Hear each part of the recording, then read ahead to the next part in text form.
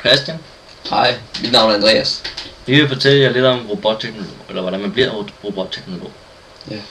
Hvis du tager uddannelsen som robotteknolog, har du mulighed for at få et job som programmør, systemudvikler og...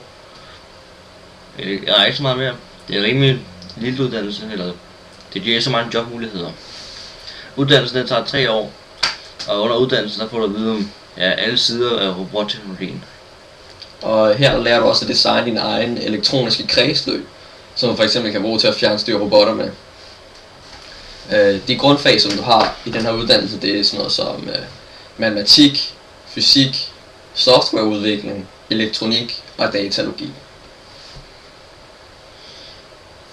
For bacheloruddannelsen, som var den første uddannelse vi snakker om, kan man gå til kandidatuddannelsen. Kandidatuddannelsen det er ligesom en ekstra uddannelse, altså noget der ligger på, så man bliver endnu bedre til robotteknologi. Og også ens jobmulighed bliver meget større. Ja. Som sagt så tager den så 2 år ekstra den her uddannelse, og de jobmuligheder du får, det er sådan noget som produktionsingeniør, rådgivningsingeniør, sektorforsker og udviklingsingeniør. Så hvis du vil være robottekniker, så er det her vejen for dig. Og ellers så er der lidt nede i bunden med uddannelsen.